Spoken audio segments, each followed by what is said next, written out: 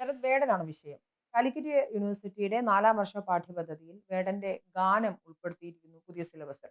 ഇതുമായി ബന്ധപ്പെട്ടിട്ട് ഒരുപാട് ചർച്ചകൾ വന്നിരുന്നു. ഇതിനെതിരെ ബിജെപി വലിയ പ്രതിഷേധവുമായി രംഗത്ത് വന്നിരിക്കുകയാണ്. ഇതിൽ കാലിക്കറ്റ് സർവകലാശാലയുടെ ഈ തീരുമാനം മാറ്റണം എന്നാവശ്യപ്പെട്ടുകൊണ്ട് syndicate member A K. Anuraj vice ചാൻസലർക്ക് പരാതി നൽകിക്കഴിഞ്ഞു. അതായത് ഞാൻ മനസ്സിലാക്കുന്നത് വേടൻ എപ്പോഴും പറയുന്നുണ്ട് എന്നെ മാതൃകയാക്കരുത് എന്ന് പറയുന്ന വേടൻ അതൊരു വശത്ത്. മാത്രമല്ല വേടൻ ഒരു കഞ്ചാവ് കേസിലെ പ്രതിയാണ്. കഞ്ചാവ് കേസിലെ പ്രതി ആയിട്ടുള്ള ഒരാളുടെ ആഹ്, പാട്ട് അത് പാഠ്യപദ്ധതിയിൽ ഉൾക്കൊള്ളിക്കുക, അത് പഠിക്കുക എന്ന് പറയുന്നത് ശരിയല്ല എന്നാണ് ബിജെപിയുടെ നിലപാട്. ഇതിൽ ബിജെപി പറയുന്നത് പോലെ ആരുടെയെങ്കിലും പേഴ്സണൽ ലൈഫിൽ പ്രോബ്ലംസ് വെച്ചിട്ടാണോ പാഠ്യപദ്ധതിയിൽ നിന്ന് കാര്യങ്ങൾ മാറ്റണോ വേണ്ടയോ എന്നുള്ളതല്ല. അതിനേക്കാളൊക്കെ ഉപരിയായി വേടന്റെ പൊളിറ്റിക്കൽ സ്റ്റാൻഡിനോട് വ്യക്തിപരമായി എനിക്ക് പൂർണ്ണമായും വിയോജിപ്പാണ്.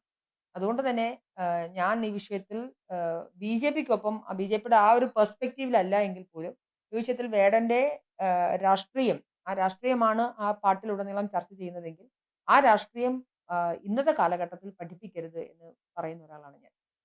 മാത്രമല്ല നമുക്കറിയാം മുകേഷ് എം നായരെ പോലെയുള്ള Instagram so called influencers POCSO കേസിലെ പ്രതി അയാൾ സ്കൂൾ പ്രവേശനോത്സവത്തിന് ഉദ്ഘാടനത്തിന് വന്ന സമയത്ത് അത് വലിയ വാർത്തയാവുകയും അതിന് റിപ്പോർട്ട് തേടുകയും ചെയ്തിരുന്ന വിദ്യാഭ്യാസ വകുപ്പാണ് ഈ വിഷയത്തിൽ കണ്ണടക്കുകയും വേടനൊപ്പം നിൽക്കുകയും ചെയ്തത്.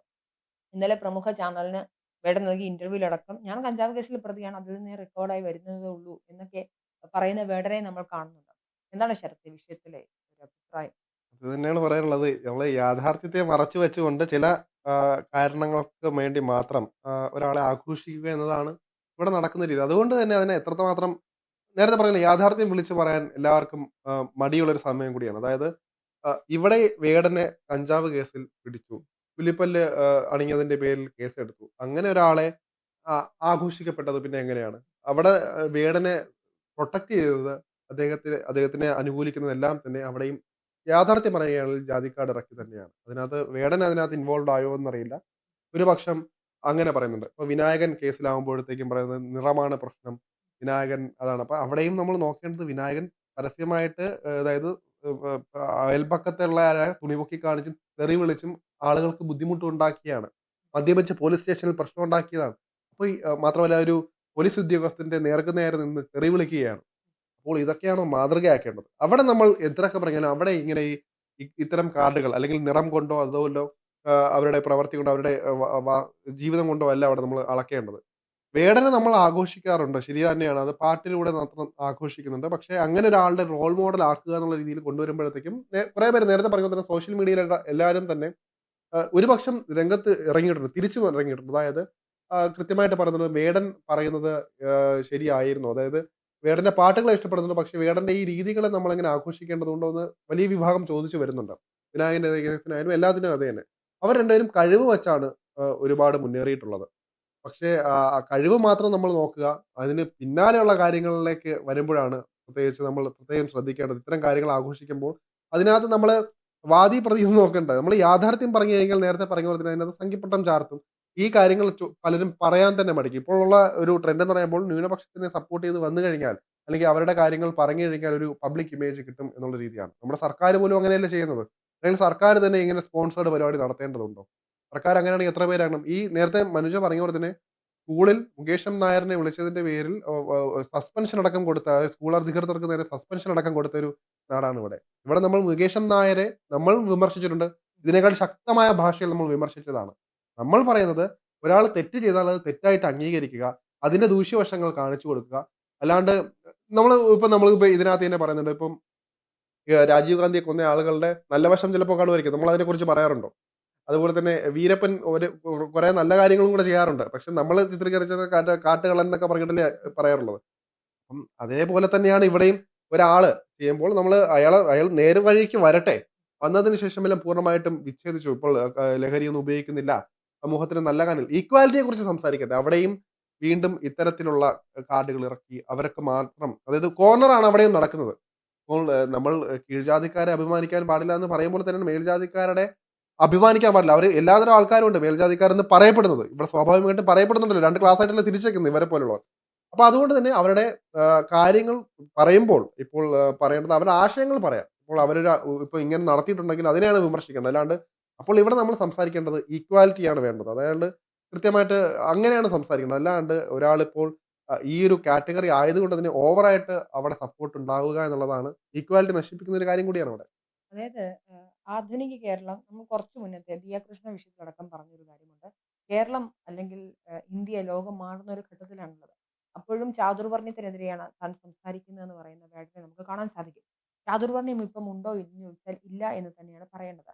ഇവിടെ മുക്കുവരായ മുക്കുവ സ്ത്രീകളല്ലേ എന്ന് പറഞ്ഞ് ആ ജാതി കാർഡ് ഇറക്കിയ ആളുകളെ വിമർശിക്കാൻ നമുക്ക് പേടിയാണ്. കാരണം അതായത് എസ്.സി.എസ്.ടി അട്രോസിറ്റി ആക്ട് എടുത്ത് പ്രയോഗിക്കാനായിട്ട് സാധിക്കും.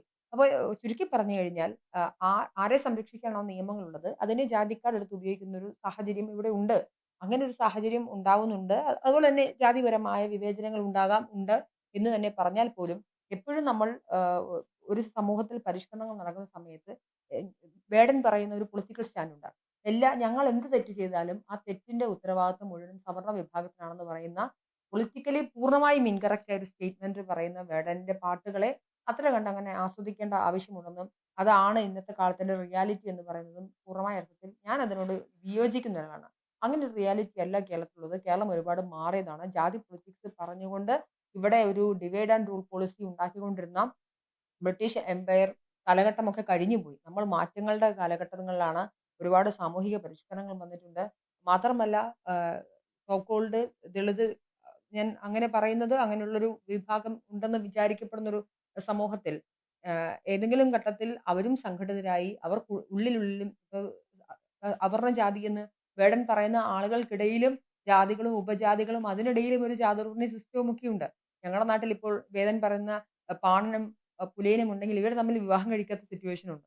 മനസ്സിലാവുന്നു. അപ്പോൾ അതിനുള്ളിലും ജാതിപരമായ വ്യത്യാസം ഉണ്ടെങ്കിൽ അതിനെ കൂടിയൊക്കെയാണ് വേടനെ പോലുള്ള ആളുകൾ എടുത്തു മാറ്റേണ്ടത്. വേടൻ അംബേദ്കറിനെ ഫോളോ ചെയ്യുന്നുണ്ടെങ്കിൽ ജാതി ഉന്മൂലനമായിരുന്നു അംബേദ്കറിന്റെ ഏറ്റവും അടിസ്ഥാനപരമായിട്ടുള്ള പോളിസി എന്ന് പറയുന്നത്.